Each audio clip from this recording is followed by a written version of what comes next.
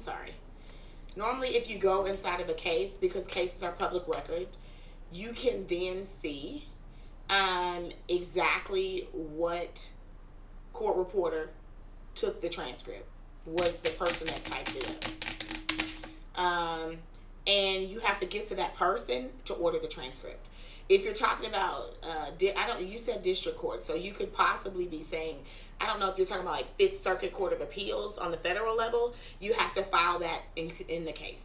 They don't just willy nilly give transcripts out. You have to actually file that transcript request off in the case in order to get it, and that has to be given to her that way.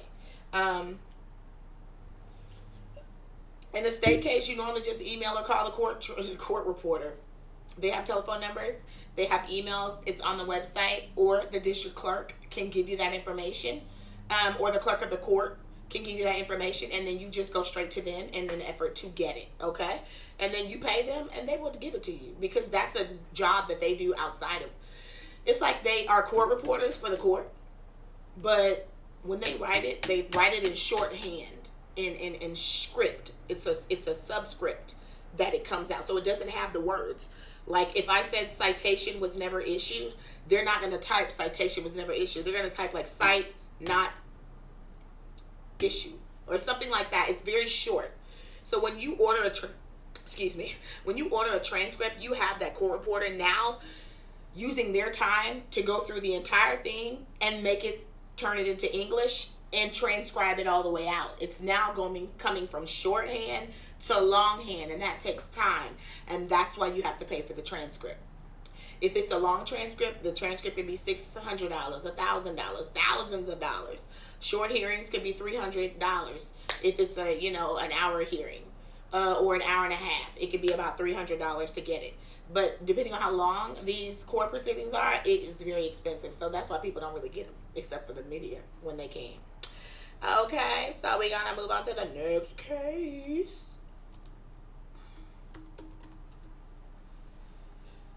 Criminal defense question. My husband's been doing everything he's supposed to do when it comes to his probation.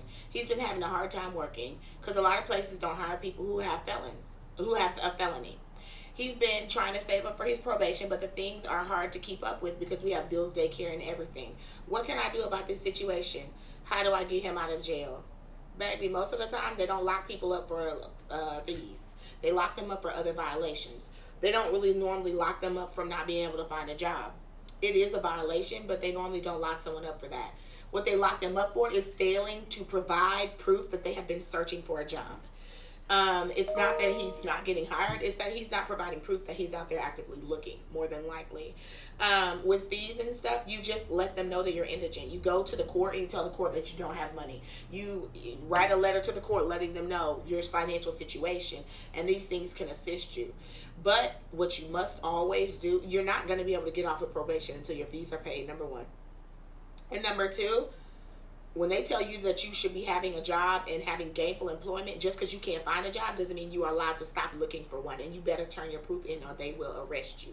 Because what they don't want to see is you sitting around doing the same thing that you've been doing that led you to this life of crime to begin with. Okay? And they believe that if you're not rehabilitating yourself, you're not moving towards trying to better yourself and finding a job, you are doing nothing but putting yourself in a position to be back on the streets, to be doing the same shit that got you caught up in the first place. And deferred and probation is about rehabilitation. And if they believe that you're just sitting up there waiting for the time to pass so that you could become the same person that you were before, they will violate you. And that is why they have you pay different fees and make you find gainful employment as a condition of probation or deferred adjudication probation, because that shows that you are trying to be a different person. So I have not ever, and I'm not going to sit up here and say that it does not happen, but I've never one time in my, how long have I been an attorney? I've been an attorney since I'm 25. So I've been an attorney for 13, what is it, 2009? Yeah, I cannot add. I'm going to tell you right now. Let me see, 2009. 13 years, I guess. This is so embarrassing. Who gives a shit? I'm 13 years. Okay, it'll be 13 years towards the end of the year. So I've been an attorney for 12 years, going on 12 and a half years. Okay, and so what happens is, We're not even 12 and a half yet. So it's 12 years. It'll be 13 years in November. That's how we do it. So in my 12 years, I have never seen a judge lock somebody up for not having money, and I've never seen a judge lock somebody up for not having a job. I said that to say, ma'am, there is something that you are leaving out, or there is something else that he did. Okay, or he did not turn in the proof like I said. I have never seen it. I have seen some very strict judges in my day, and I have seen some of the whitest, conservativist, staunchest, republicanist judges not lock nobody up for not having a job or not having money. That's just very cruel.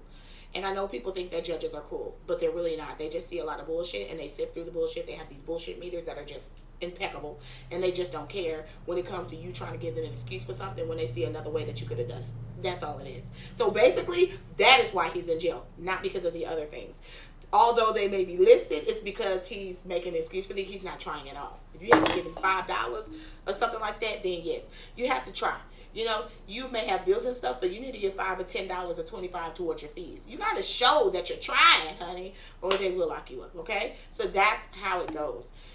Now that he's in jail, I don't really know what you would do to get him out of jail, because he could be possibly adjudicated already and adjudicated guilty and serving a sentence. If he's not and he's up to be adjudicated because they're trying to revoke his probation, then you need to give it his lawyer, and based on whatever they're saying that he did not do, you need to help him do it. I do it all the time with my clients. I get the family members involved, whatever the list of things is, and we start going through trying to get proof for whatever they had been doing that they just didn't turn the proof in for, and other, amongst other things, to turn it into the court so that the court does not revoke them and they come back out on their deferred. Okay, so that is kind of what you have to do and how you do it. All right, but you need an attorney, because you can't do that by yourself, baby. Child custody question. I'm going through a custody case and I've been doing everything via Zoom lately. I received an email about a motion is set on the non-jury docket, but there are no instructions on where to be or how to access via Zoom like previous paperwork I've received. Also, according to the temporary orders, we're supposed to have an amicus attorney talk to us and give us her finding, which has not happened yet. I'm not sure what to do or who to ask about it. This is a San Antonio case. It's a child custody case. Listen, guys, what is wrong with people not calling the court to ask them? You have your case number. You know what court you're in. Google the doggone court and call the clerk and ask the clerk. Write a letter to the court and file it with the court saying that you don't know the information on how to get on the Zoom and letting them know these things. File a letter with the court telling the court you don't know why you have not received the amicus report. What is wrong with people writing? We don't like to write no more. We don't like to write anymore. To where we use slang a lot. I do it. I'm guilty. To where we write in shorthand on text messages. I'll be right back. KMSL. All these things. And we don't like to write anymore. Write a letter, boo, to the court. Write a letter. File it. Okay? People will see it. And then notice the parties on it. Because you have to do that. Send it to all the parties. Then they'll come back and tell. Because if you are not on that Zoom when you need to be on that Zoom, and you were not provided the Zoom information, and the court sees that you, hold on, there's a letter here from the respondent or for the petitioner, says they were not provided the adequate Zoom information. Anybody know about that? They will address it, baby. They will address it. But nobody can address something that you're not urging by filing. Okay? I don't know if you have an attorney, but you're going to need to get one. And if these are issues that you have, your attorney should be able to assist you. With respect to Zoom information, a lot of the times you can go to a court's website and the Zoom information is there. Okay? Or if you were notified of court, a lot of times the judge gives you the Zoom information right then and there. So you need to just call the clerk of the court. That's really all you have to do.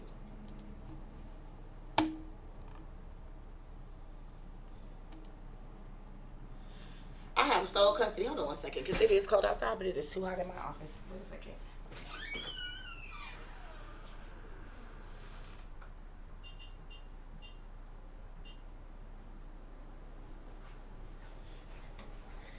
Lord have mercy. I have to open the door. I feel like I'm baking. Okay? I feel like I'm melting in front of you. Okay. I was granted sole custody of my two boys, and their dad gets them every first, third, and fifth weekend. My boys beg and cry not to go with him. Here we go. I'm not trying to be rude. And says all he does is force them what to say on social media.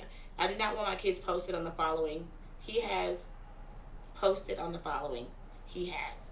There are people from all over sending him money because of my children. I feel as if he is exploiting them. Is there anything I can do legally to stop him from posting my children on social media? I've already asked him not to, and he refuses. He also talks about me badly on there for his views.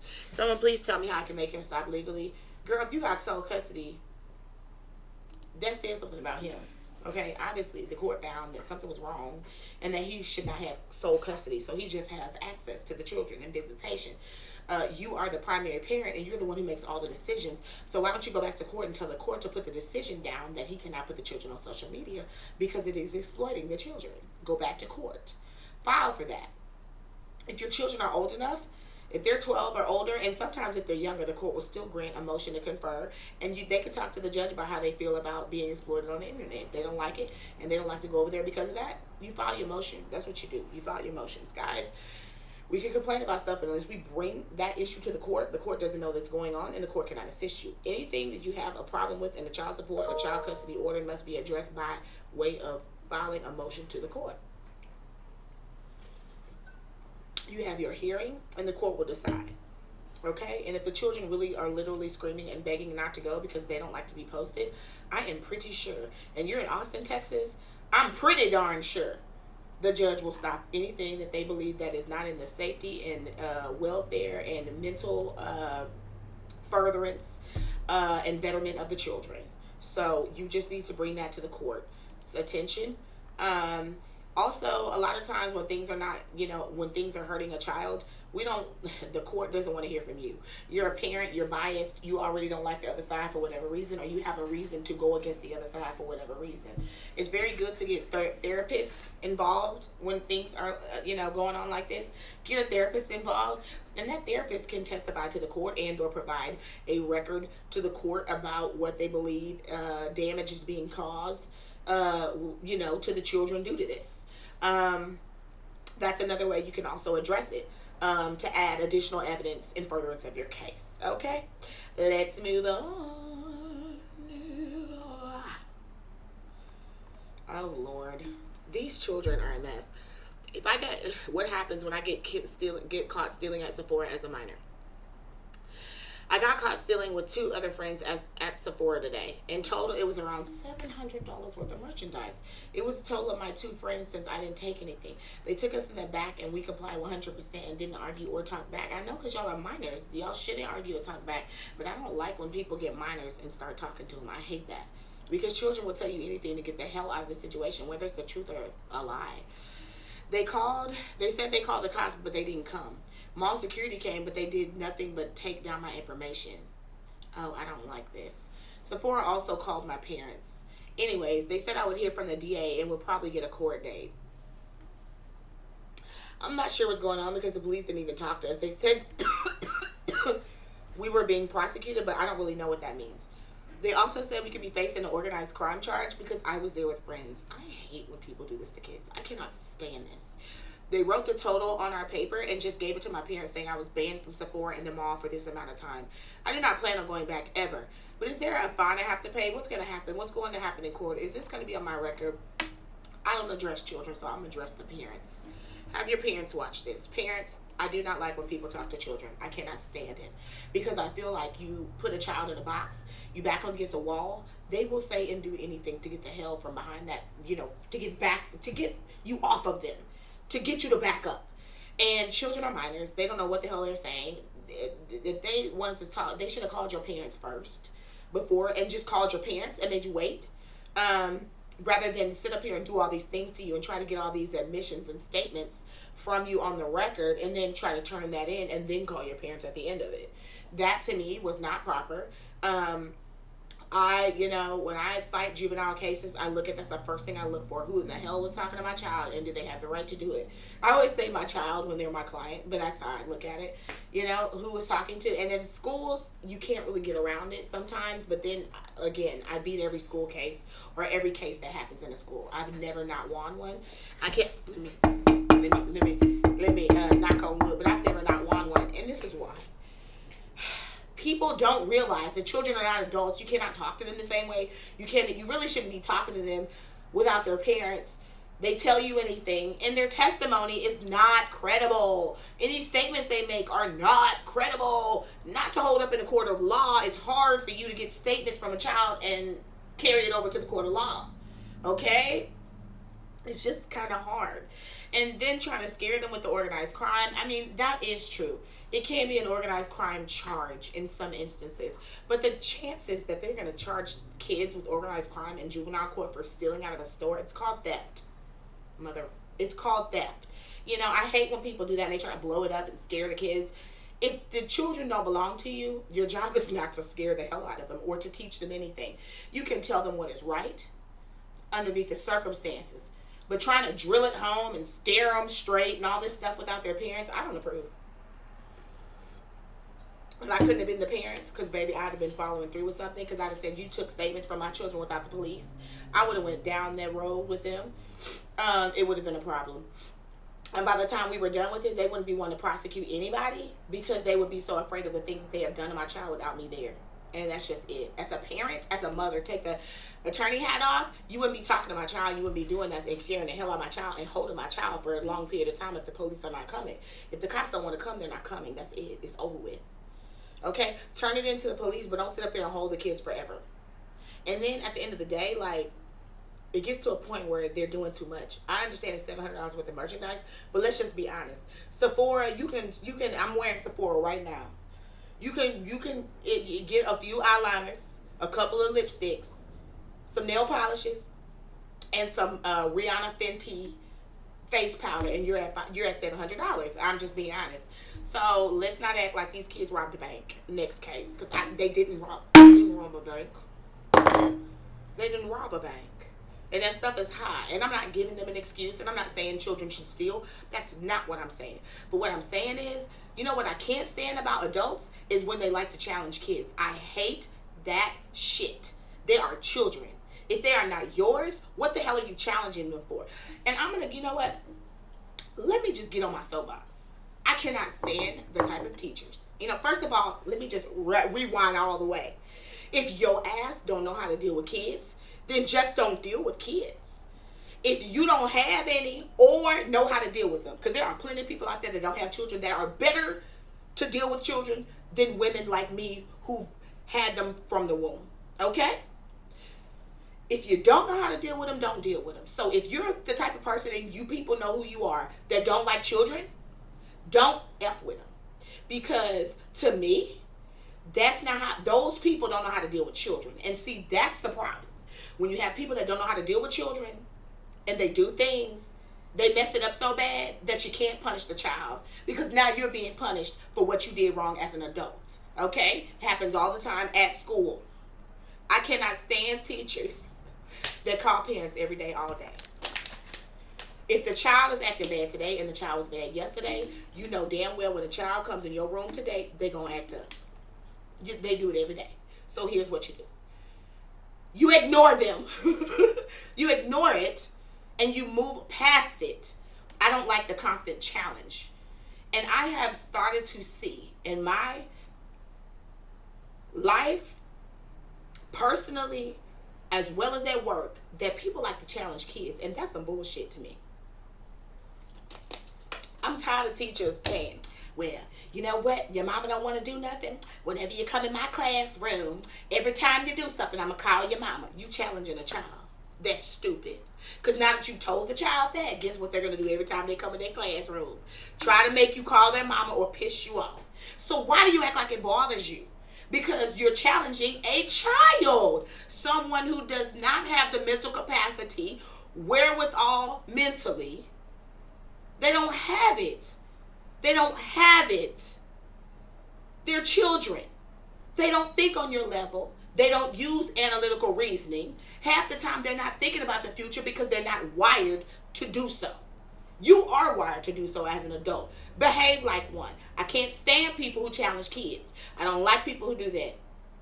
And I have noticed that a lot of y'all are in the schools, in the churches dealing with children. But most of y'all are in the schools. I don't know why the hell you're there. Just because you couldn't find anything else to do with your life. And teaching is a good job and with good benefits. So you go plop your ass up in the school. Y'all don't need to be messing with kids. Mall security, you know damn well you're going to be dealing with kids. If you are not a person that likes kids and knows how to deal with kids, I'm going to tell you right now, call somebody else to the job. When the children get locked up in the back of somebody's store, you don't answer that call. You say, Mr. Smith, I'm going to need you to go handle the Sephora call because I don't do kids. I know this is my job, but I don't know how to appropriately address a child. I think that it wouldn't be professional for me to go. I may say or do something that I may say or do to an adult, and I don't think that children should be handled in the same way. You're good with kids. You have 3 kids, or you don't have any kids, but you have 7 nephews, or you like children. Can you please go handle this call? That's what you do. You don't lie to them and try to hold them hostage and talk crazy to them until their parents get there, and then try to behave like you didn't talk crazy to the kids when their parent wasn't there. Now, I'm going to wrap it up with that because I don't play with the kids. I love kids. And I have 3 myself. One of them's a baby. I don't like people playing with kids. I do not like it. And then y'all have to understand that you don't know any child that you come across in any day can have a mental health issue, can have an ADHD, can have Asperger's, can have some form of autism. You really don't. If you don't know how to deal with kids, don't talk to them and don't address them. They're minors. And I promise you, you address mine, you're going to feel the wrath of the mommy bear. Not Attorney Ali Booker. You're going to feel the wrath of the mommy bear. And with that, guys, this show is over. This is the court of my public opinion. Okay, order in the court. Court is now, it now stands in recess. Don't play with the kids. I don't play about the children. I don't play about the children. Until next case, stay safe. Do what you need to do for yourself. Better your life. Try to be great. Set goals. Attain them. But don't mess with no kids because, baby, I don't play like that. Goodbye.